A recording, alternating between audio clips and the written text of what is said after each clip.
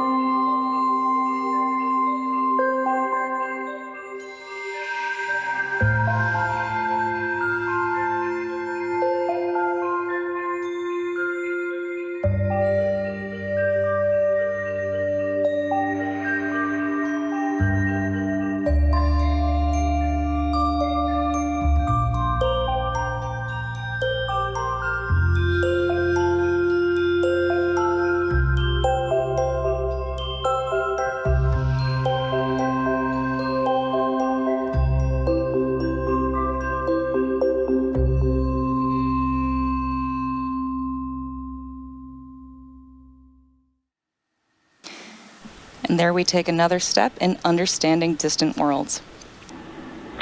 T-minus 10, 9, 8, 7, 6, 5, 4, 3, 2, 1.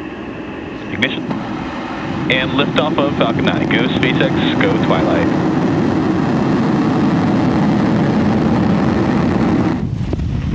Vehicles pitching downrange. M1D, chamber pressure nominal.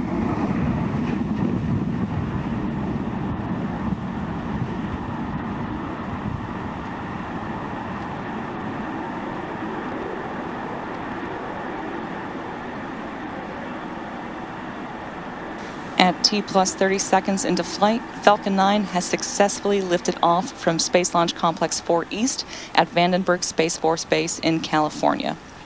We're currently throttling down to prepare for max Q, the point of maximum aerodynamic stresses on the vehicle. Power and telemetry nominal.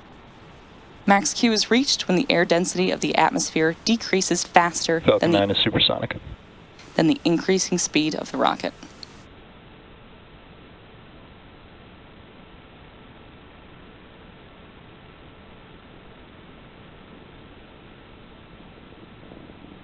Max Q. And there's the call out for max Q. Merlin engines are now back at full power, and we're out of the throttle bucket. Now we have several events coming up in quick succession, starting with MECO, stage separation, second engine start, or SES1, and the boost back burn. MVAC chill. Main engine cutoff, or MECO, is where all 9 Merlin 1D engines shut down to slow the vehicle down in preparation for stage separation, where the first stage separates from the second stage. Then the MVAC engine on the second stage will light, which is called out as second engine start 1, or SES1. This engine burn, lasting several minutes, will propel the second stage and our payloads to orbit. Trajectory.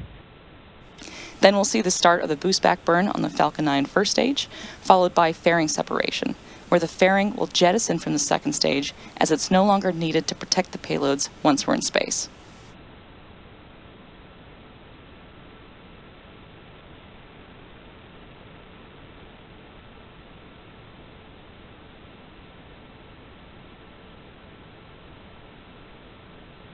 Main engine cutoff. Stage separation confirmed. MVAC ignition. Stage 1 boost back startup. And there you heard and saw those events that happened back to back, including main engine cutoff, stage separation, stage 1 flip, second engine start 1, and the boost back burn. Coming up next will be fairing separation in just a few seconds from now.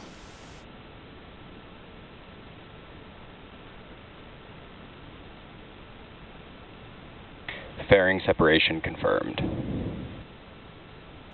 And there we just heard confirmation of fairing separation, along with a great view of those two halves separating from the vehicle on your screen. As a reminder, those fairings will make their way back to Earth for recovery. The next major milestone coming up is entry burn on our Falcon 9 first stage, which is scheduled to occur around the T+6 minute mark. The entry burn is used to slow the first stage as it heads towards Space Launch Complex 4 West. Stage 1 boost back shutdown.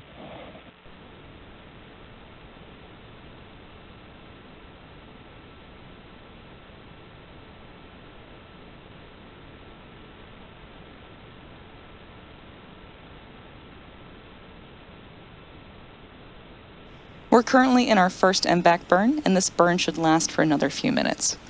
The next milestone will be the first stage entry burn. Today, Falcon 9 is performing 2 burns in order to land.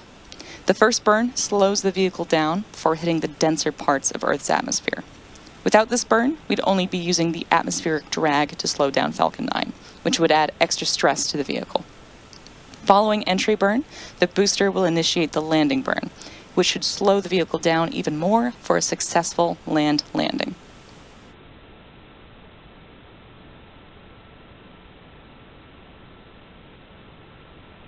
When Falcon 9 fires up the center M1D engine for re-entry, the vehicle will be flying through Merlin's exhaust gases, which is also known as the rocket's plume, which deposits a layer of soot on the vehicle surface. You'll see these marks across the flight-proven Falcon 9 first stage fleet. That soot comes from the carbon-based fuel that Falcon 9 uses, and with each flight, the soot builds up a little more on the outside of the vehicle. Both trajectories are nominal.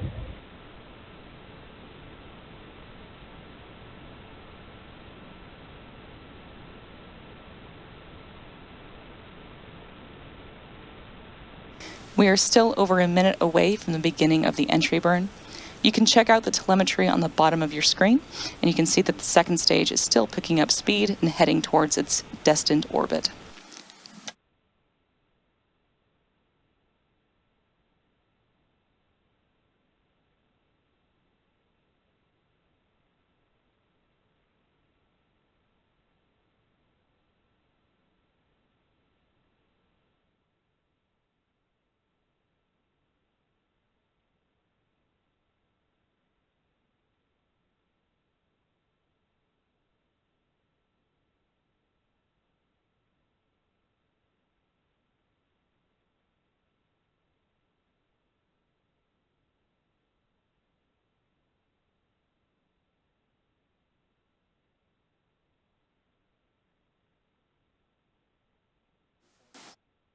We are moments away from the beginning of the entry burn. You should see the graphics light up as the engines do on the bottom of your screen.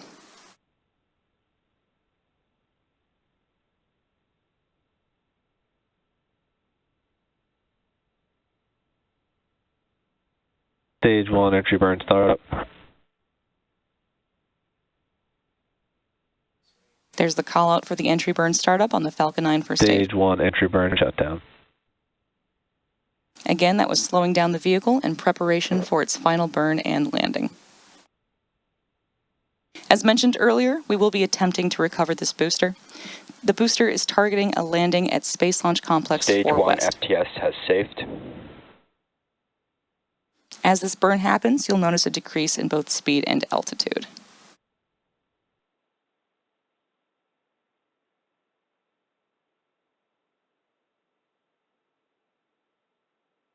We should expect Stage 1 transonic.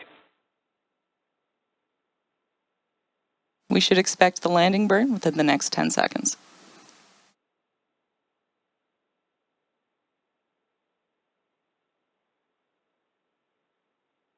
Stage 1 landing burn. And there you heard that call out for landing burn start on the Falcon 9 first stage. Again, this is the final burn that this booster will execute before touching down. Landing lead deploy.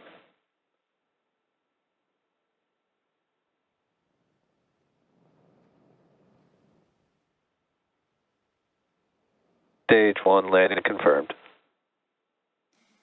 As you Stage saw 2 has entered terminal guidance. and probably heard, we had a successful first stage landing. Coming up next, we are expecting the shutdown of the second stage MVAC engine. This is known as Second Engine Cutoff 1 or Stage SECO 1. 2 FTS has safed.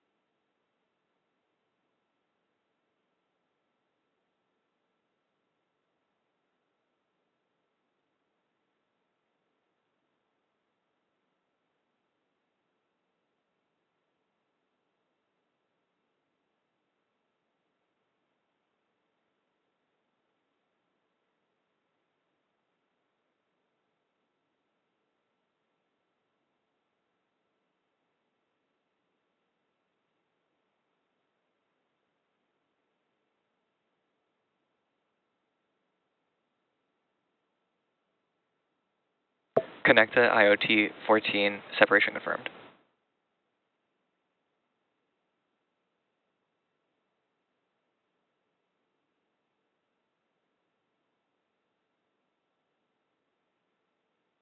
Hydro 2, separation confirmed.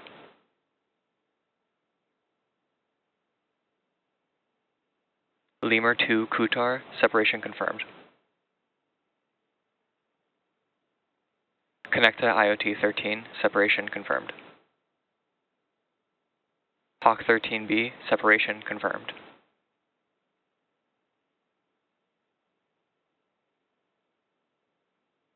The Cluster 13 payload from Hawkeye 360 includes advanced RF detection sensors, enhanced onboard processing, and upgraded waveform collection capabilities designed to capture a broader range of signals with greater clarity. The satellites, manifested by ExoLaunch, also feature improved data handling that streamlines the delivery of RF insights to customers. Together, these enhancements strengthen multi-domain mission support and increase overall collection capacity.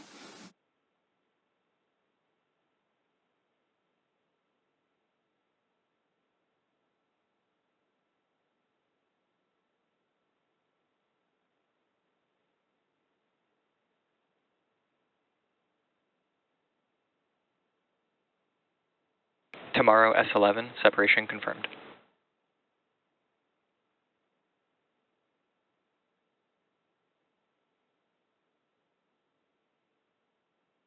Tomorrow S10, separation confirmed. Tomorrow S10 and S11 are the 10th and 11th microwave sounder satellites deployed as part of a constellation for weather observation across the globe. The instruments are used to significantly enhance weather forecasts with sub-hourly revisit rates of observation globally.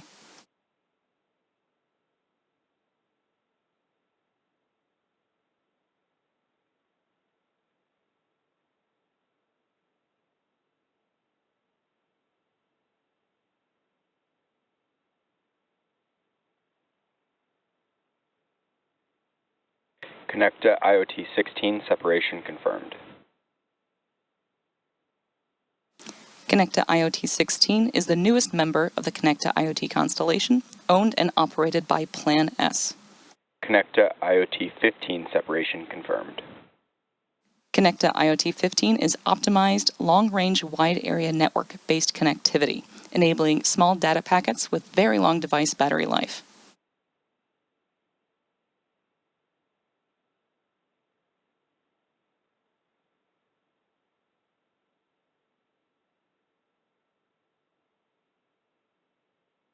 Hawk 13A, separation confirmed.